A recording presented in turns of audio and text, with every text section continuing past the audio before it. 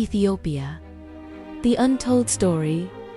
Did you know there's a country in Africa where time literally runs backwards? Where churches are carved straight into cliff tops and coffee was first discovered by dancing goats. Stick around, because what you're about to discover about Ethiopia will absolutely blow your mind, right?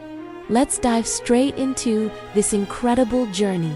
Ethiopia isn't just another African nation. It is a proper marvel that will leave you questioning everything you thought you knew about history, culture, and human achievement. Picture this for a moment. Whilst the rest of Africa was being carved up by European powers like a Sunday roast, one nation stood tall and said, absolutely not, mate. That nation was Ethiopia, and blimey, what a story they've got to tell.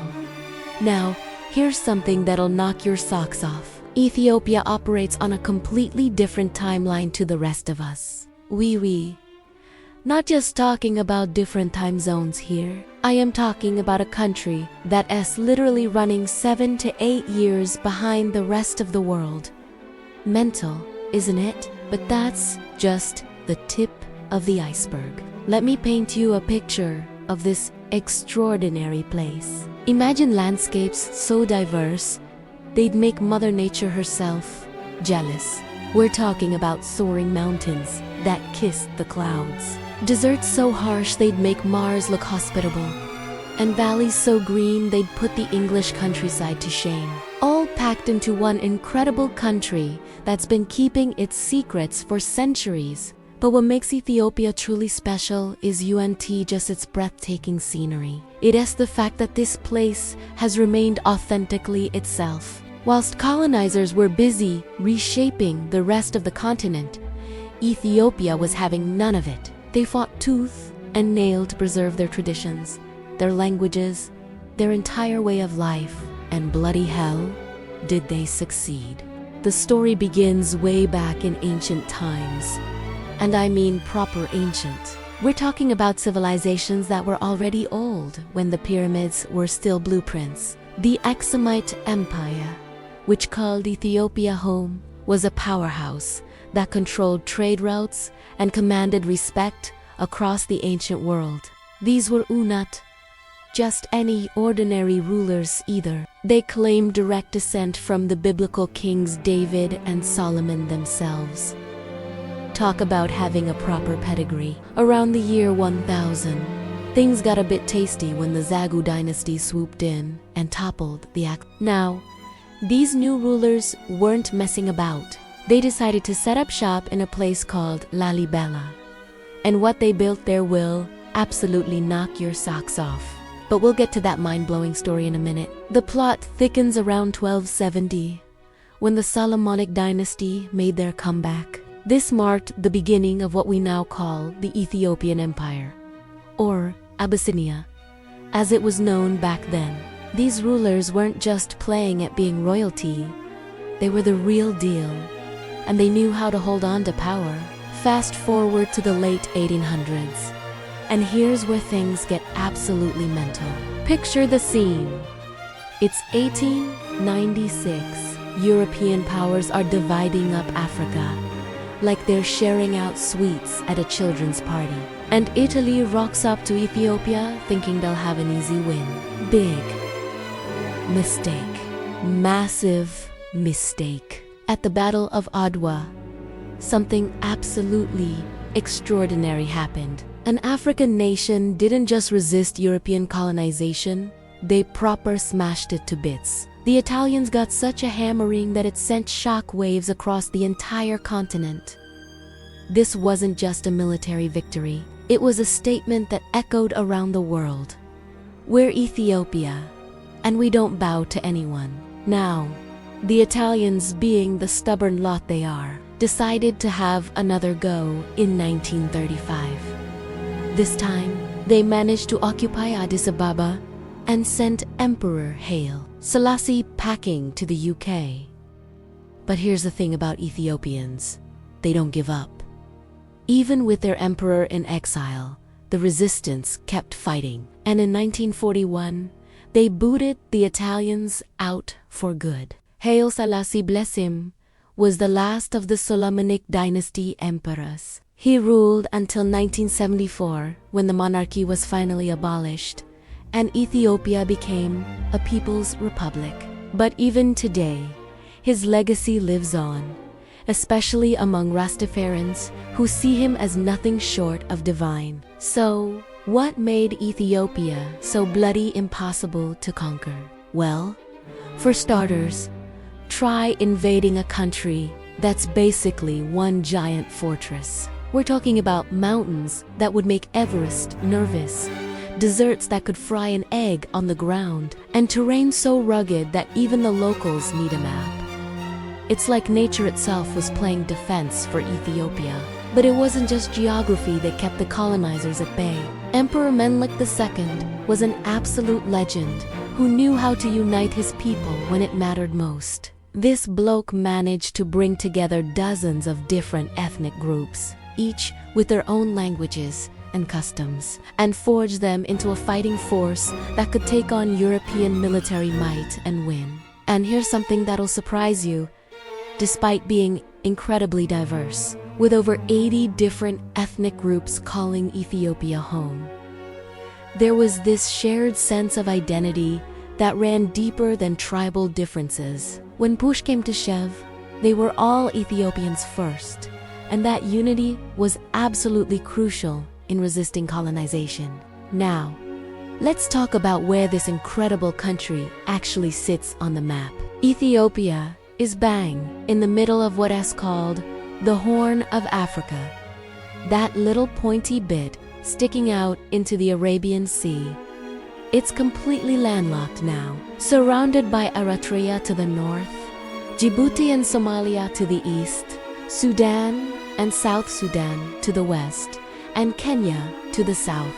It lost its coastline in 1993 when Eritrea gained independence, which was a bit of a blow, but Ethiopia still managed to thrive. The thing about Ethiopia's geography is that it's so varied. You'd think you were traveling between different planets rather than different regions. Up north, you've got these massive, cold mountains that'll have you reaching for your winter woolies. Head towards the borders with Eritrea and Djibouti, and suddenly, you're in desert country that's hotter than a vindaloo. It's mental how diverse this place is. The star of the show, geographically speaking, is the Great Rift Valley. Now, this is just any old valley.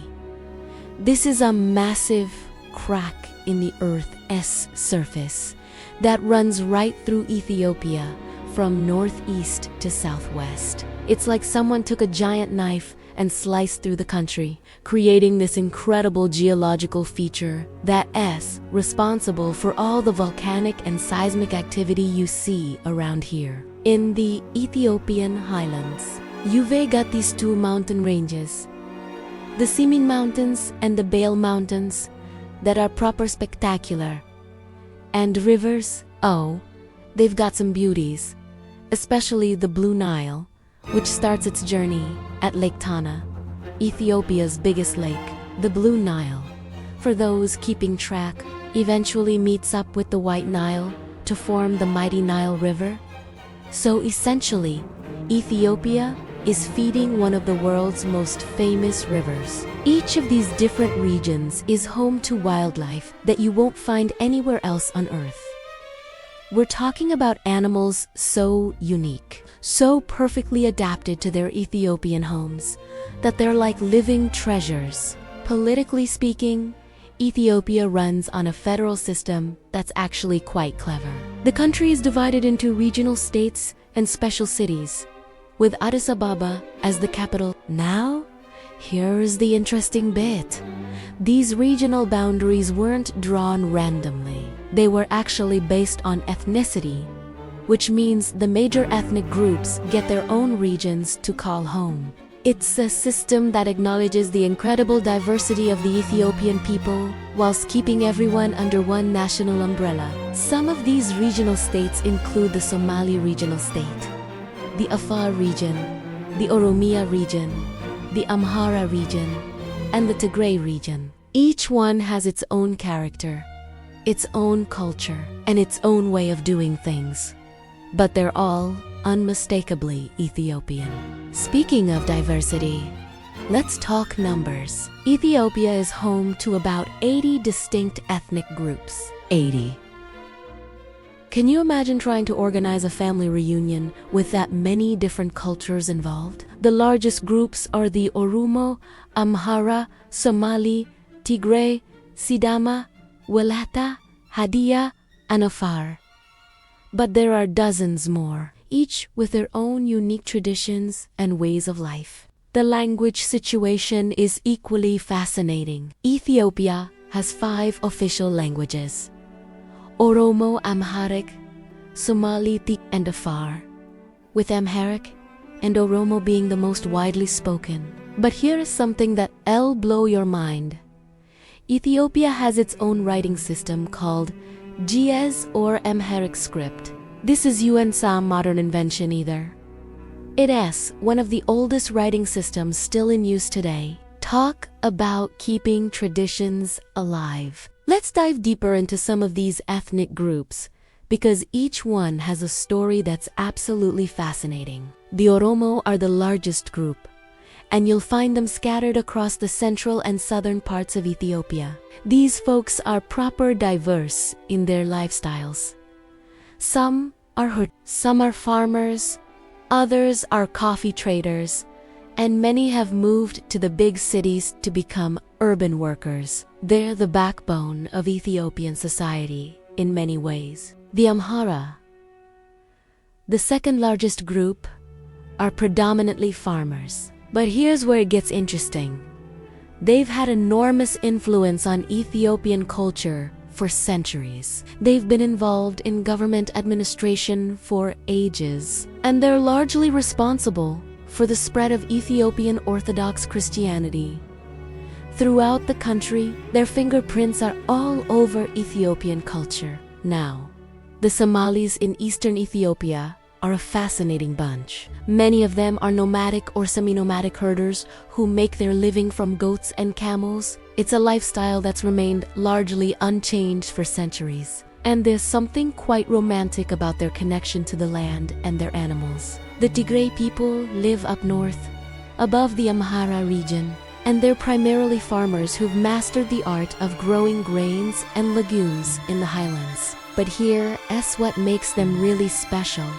Their region is home to some of the most incredible rock-carved churches you'll ever see. We're talking about architectural marvels that'll leave you wondering how on earth they were built. But perhaps the most remarkable of all are the Afar people. These absolute legends live in some of the most inhospitable places on earth. The Danakil Desert, where temperatures regularly soar above 50 degrees Celsius. Over centuries, they've developed techniques to not just survive, but thrive in this environment that would kill most of us within hours. The Afar have distinctive physical features that set them apart from other Ethiopian groups, and their lifestyle is centered around nomadic herding. They move with their camels, goats, and sheep, following ancient routes that their ancestors have used for millennia. Most of them practice Islam, but it's mixed with ancestral beliefs that go back generations. Their society is organized around patrilineal clans, and family ties are absolutely sacred. When conflicts arise, they don't rush to courts. They use traditional mediation systems that have worked for centuries. The men handle the livestock and protect the family, whilst the women manage domestic affairs and care for children and elders. It's a system that works beautifully in their harsh environment. Now, here's where things get really interesting. In southwestern Ethiopia, there's this incredible place called the Omo Valley, where the Omo River cuts through savannas and jungles. This river is just a waterway. It is a lifeline for numerous ethnic groups who've built their entire civilizations around it. One of these groups is the Hamar people, and they're absolutely fascinating. They're agricultural and pastoral, relying heavily on livestock like goats and sheep. But for the Hamar, animals aren't just a source of food. They're indicators of wealth and social status. The more livestock you own, the higher you're standing in the community. The Hamar have this incredible ritual called the bull jumping ceremony, or Lalibela, as they call it. This is a proper rite of passage for young men. Picture this. A lad has to run across the backs of a row of bulls without falling off. If he succeeds, he's officially considered a man and can marry and start his own family. No pressure, right? The Hamar women are instantly recognizable by their characteristic hairstyles decorated with red clay, and they wear copper necklaces and bracelets that catch the light beautifully. The men have various styles too. Some shave their heads completely and wear fur, whilst others go for a half shave, leaving patches of hair to grow. It's like a walking art gallery. Then you've got the Karo people, who are distinguished by the white paint they wear on their faces and body. Like other groups in the valley, they're agriculturalists who grow sorghum, maize, and beans along the river. But what makes them really special is their body art. For important ceremonies and rituals, they create these intricate white paint designs on their skin. It is not just decoration, it is a form of expression that represents social status and cultural identity. Karo women often wear earrings and jewelry, and they practice scarification, decorative scars that are considered marks of beauty and bravery. It's a completely different beauty standard to what we're used to, but it's absolutely stunning in its own way. Another group that'll blow your mind is the Morsi people. The women are known for inserting clay plates into their lower lips, a practice that might seem shocking to outsiders, but has deep cultural significance within their society. It's a symbol of beauty, status, and cultural identity that goes back generations. The Morsi men practice something called the Dunga, a dueling ritual, where young males fight with long sticks to resolve disputes or establish their status within the community. It's intense, it's traditional, and it's been happening for centuries. In the same area, you'll find the Banana people, whose young men traditionally walk on stilts. Originally, this was a practical skill to avoid wild animal attacks, but nowadays it's become more of a pastime for children and teenagers. Still, it connects them to their ancestors and maintains an important cultural tradition. The Arbor people number only a few thousand, making them one of the smaller ethnic groups. They practice subsistence farming and livestock breeding, and their social structure is fascinating. Men can marry up to 4 women, with marriages typically being arranged. They believe in a supreme being they call Wak, and their spirituality is deeply embedded in their daily lives. There's this incredible legend about the Arbor that perfectly captures their resilience. According to their oral history, a demon once attacked them, but they survived, with their leaders emerging even stronger. It adds a story that reflects their ability to overcome challenges and maintain their cultural identity despite external pressures. All of these groups live in or around the Great Rift Valley, this massive geological feature that cuts right through Ethiopia. The Rift Valley isn't just impressive for its size, it's actually still growing. Scientists reckon that over millions of years, the Somali tectonic plate will completely separate from the African plate, potentially forming a new subcontinent. Ethiopia is literally sitting on one of the most geologically active regions on Earth. The section of the Rift Valley that runs through Ethiopia is particularly spectacular because it contains numerous lakes, each with its own unique ecosystem. Lake Ziwe is famous for its aquatic birds, whilst Lake Abajada is known for its flamingo populations. These are Uent just pretty sights. They re crucial ecosystems that support wildlife found nowhere else on Earth. And here's something that'll give you goosebumps. It's in this great Rift Valley, not far from Addis Ababa, where Lucy was discovered. Lucy is one of the oldest and most complete hominid fossils ever found, dating back about 3 million years. This discovery literally changed our understanding of human evolution, which is why Ethiopia is often called the cradle of humanity.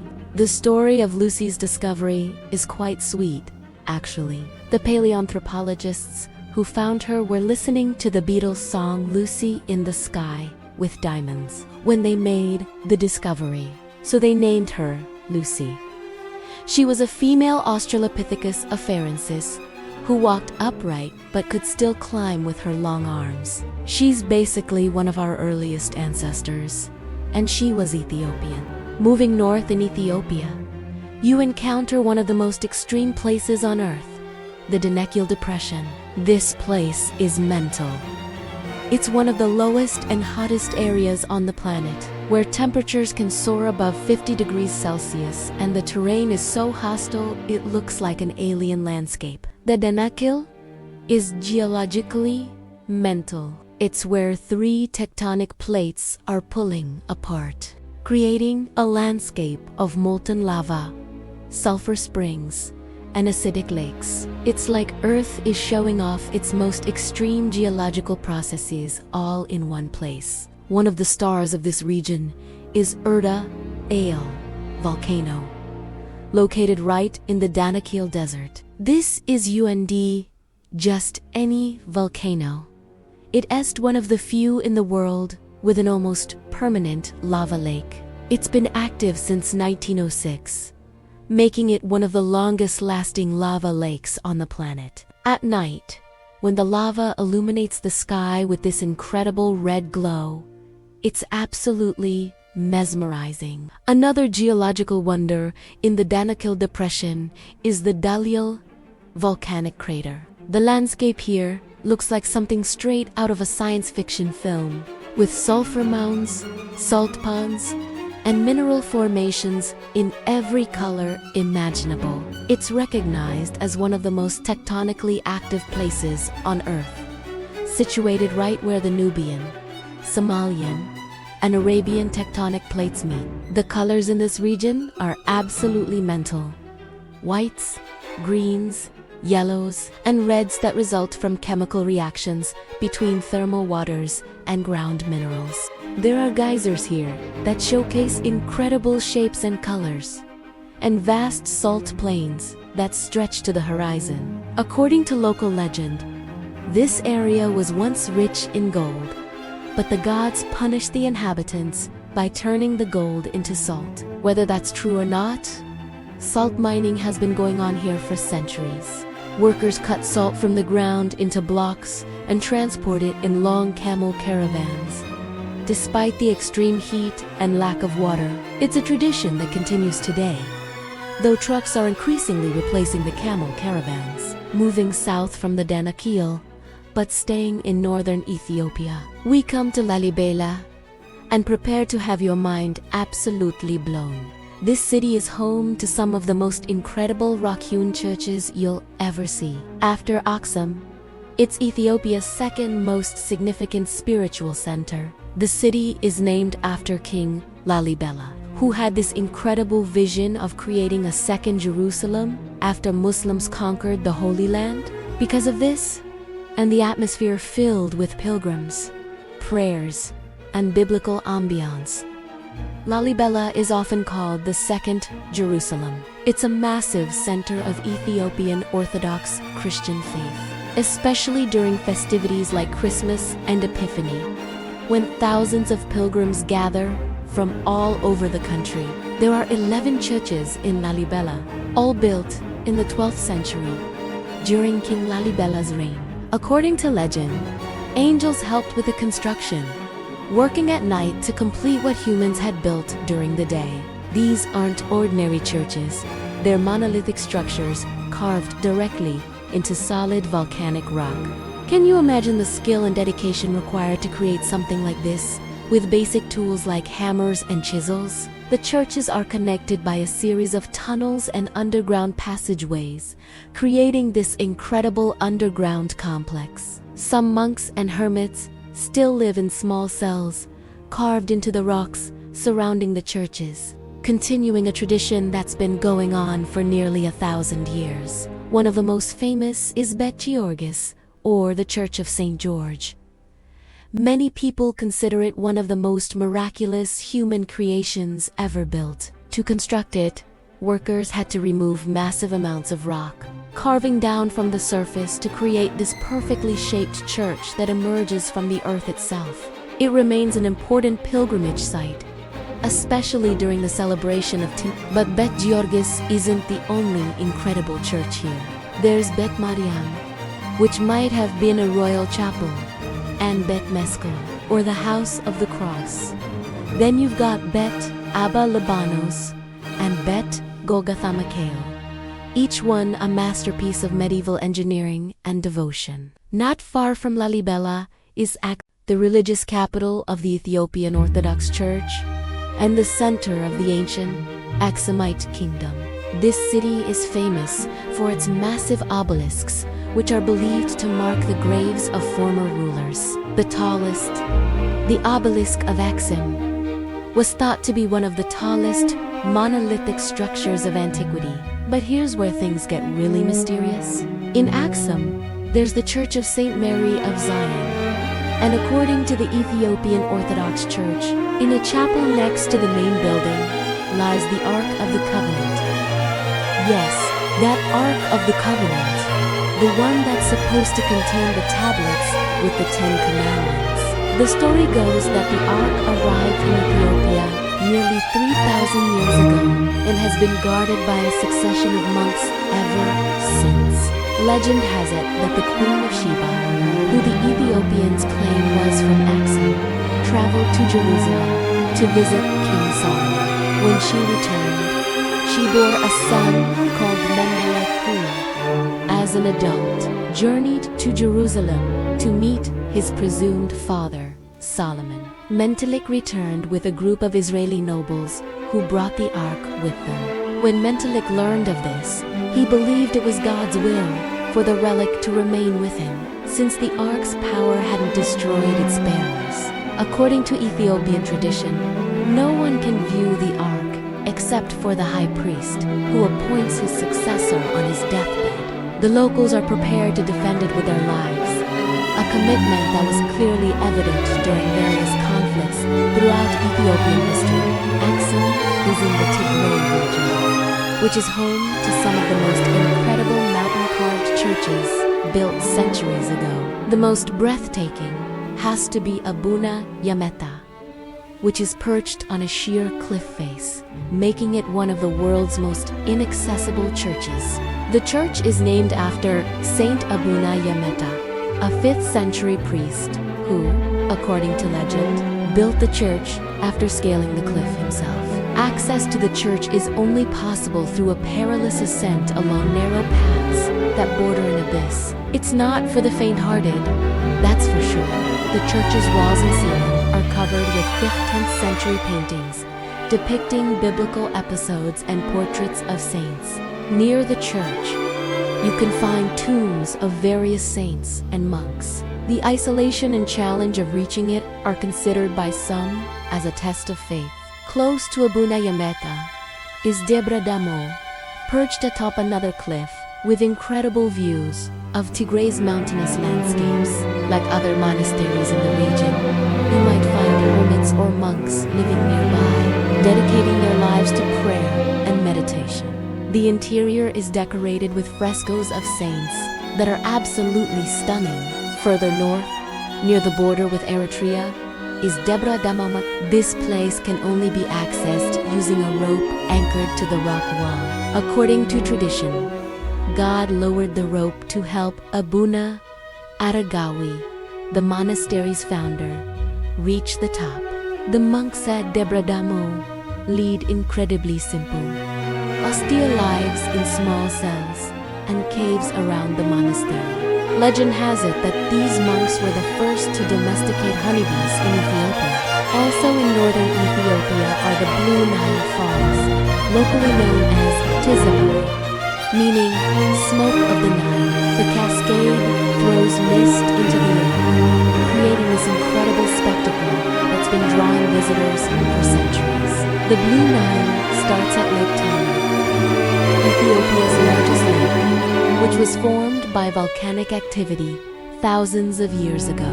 Local fishermen sail on the lake in traditional papyrus boats, though they have to be careful because certain areas are home to hippos, Africa's deadliest mammal. In the Amhara region of northern Ethiopia lie the Simien Mountains, where you'll find Ras Dashan, Ethiopia's highest peak, and one of Africa's tallest mountains. This area is home to several endangered animal species that exist nowhere else on Earth. One of these is the Ethiopian wolf, which is similar to a coyote but has a longer, narrower head and a distinctive reddish and white coat. It's one of the rarest canids in the world, with only a few hundred individuals left in existence. Another endangered species unique to this region is the Ethiopian mountain goat, which is endemic to the country. These incredible animals have adapted perfectly to the harsh mountain environment. Also, living in the Simien Mountains are the gelada monkeys. Unlike many other primates, geladas spend most of their time on the ground rather than in trees. To protect themselves from predators like hyenas and leopards, they sleep on cliff faces. They're distinguished from baboons by the colorful skin patches on their chests. Like other primate species, geladas form small groups with one male, several females, and their offspring. Currently, they're not considered endangered, but their population has declined rapidly due to habitat loss and hunting. Addis Ababa, whose name means new flower in Amharic, is Ethiopia's largest city and capital, nestled in the central highlands of the country. It serves as the financial, cultural, and administrative center of Ethiopia, ranking among the world's highest capitals. One of the most significant places in Addis Ababa is the National Museum of Ethiopia, where Lucy's fossilized skeleton is displayed. It is incredible to think you can come face to face with one of humanity's earliest ancestors right here in Ethiopia. Another iconic location is the Mercato, one of Africa's largest markets. Here, you can find absolutely everything: local crafts, textiles, fresh food, spices, and so much more. It's a sensory overload in the best possible way. There's also the Holy Trinity Cathedral, built to commemorate liberation from Italian occupation. It's the second most important place of worship in Ethiopia after the Church of St. Mary of Zion. In Axum, east of Addis Ababa, is the city of Hart, known as the Walled City of Islam. The old town is surrounded by defensive walls and filled with a maze of narrow, cobbled alleys, Arabic-style houses, and historic mosques. But Harar has this absolutely bizarre tradition that started in the 1960s, feeding wild hyenas. It began when a local farmer decided to feed them to prevent them from eating his livestock, and it's continued to this day, though now it's mainly for tourism.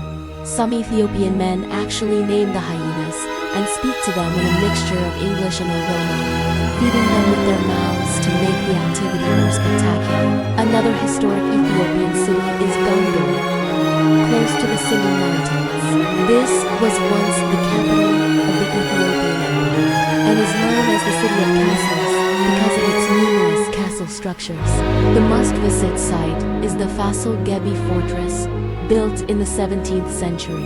It includes a series of castles, royal residences, and courtyards, all surrounded by tall walls.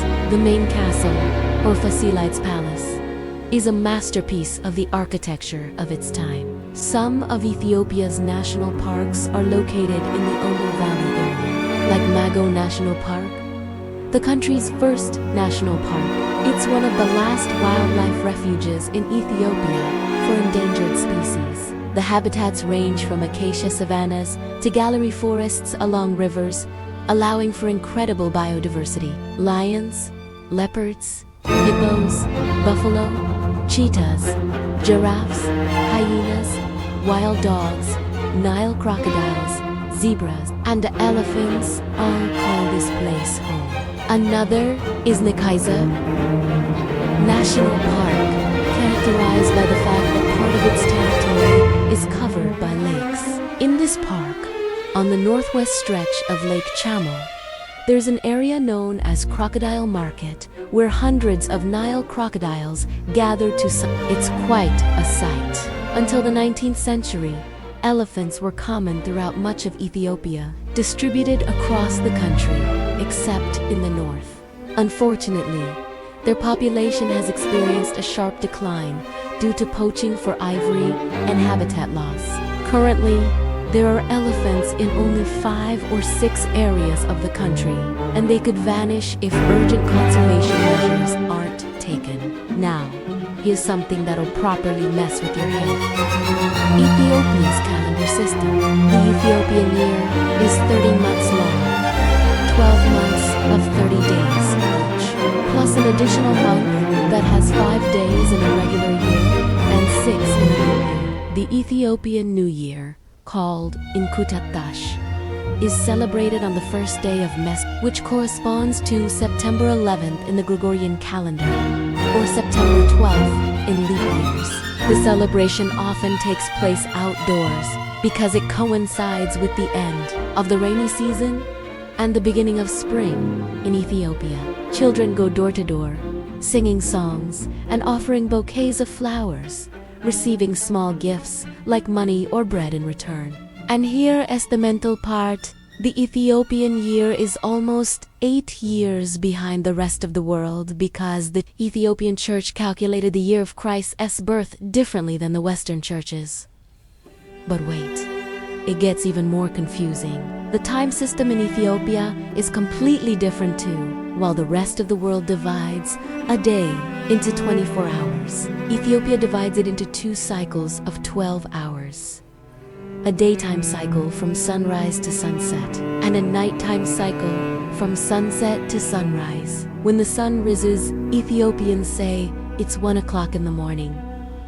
When it gets dark, it's 1 o'clock at night. This actually makes perfect sense because Ethiopia is very close to the equator, so daylight hours are consistent throughout the year. Sunrise and sunset happen at roughly the same times. So if it's 7 a.m.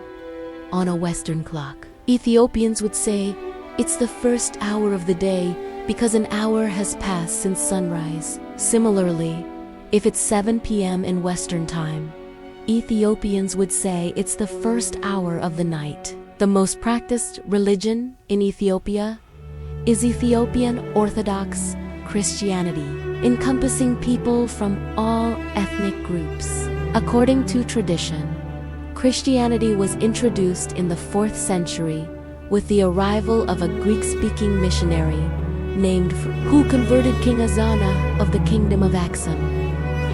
This Orthodox Christianity developed its own unique traditions over centuries, combining elements of Old Testament Jewish tradition with New Testament teachings. It's notable for its devotion to local saints, biblical figures, and distinctive religious ceremonies. Islam arrived in Ethiopia around 615 CE, when Prophet Muhammad sent a group of his followers to seek refuge in the Kingdom of Axum. However, it wasn't until the 11th century that Islam began to spread more widely throughout the region.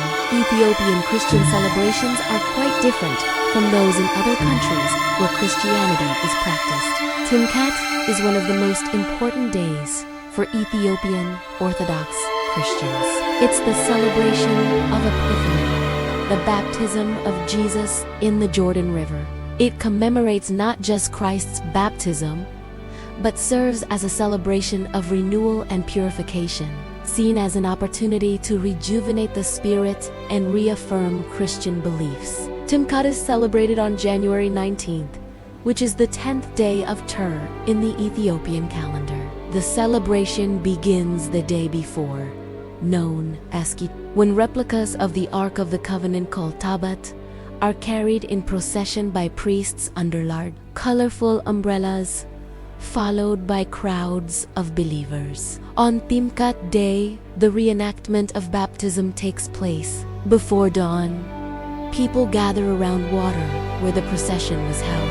A high-ranking priest blesses the water, which is then sprinkled on the faithful. Some believers dive into the water to symbolize their own baptism and purification. Another major religious holiday is Christmas, called Jena, celebrated on the day Jesus was born. For Ethiopian Orthodox Christians, this falls on the 29th of Tasus in their calendar, which corresponds to January 7th in the Western Gregorian calendar. Ethiopian Orthodox Christians observe a 43-day fast called Samnabat, or the Fast of the Prophets, before Christmas. During this period, they abstain from eating meat and drinking alcohol. Ethiopia has produced some of the world's best long-distance runners, typically from three ethnic groups: the Oromo, Amhara, and Tigray. The reason Ethiopian athletes are so incredibly enduring is that these ethnicities come from the country's highlands. Living and training at high altitudes leads to natural physiological adaptations that enhance Moreover, in Ethiopia, running is simply part of life for many rural communities. Children in these areas often have to run long distances from an early age just to get to school, which naturally develops their aerobic endurance. Besides Christians and Muslims, there are Jews in Ethiopia called Beta Israel. They are believed to have arrived in the country either from Egypt during the Exodus or after the destruction of the first temple in Jerusalem. In the mid-20th century, they began immigrating to Israel, where most currently reside. They've been recognized by the Israeli state since 1975 as authentic Jews. Here's a curious Ethiopian custom that might seem strange to foreigners. In Ethiopia, it's common to eat with your hands and share from a large communal tray. During a meal, an Ethiopian might take a piece of injera, a type of flatbread, use it to pick up some food, and then place it directly into another person's mouth. This act is called gursha, and its size can indicate the level of respect one has for another person. A larger gursha might be seen as a sign of greater affection. Conversely, refusing a gursa can be considered offensive, as it's meant as a friendly gesture. Polygamy in Ethiopia was officially abolished, though a small percentage of communities still practice it.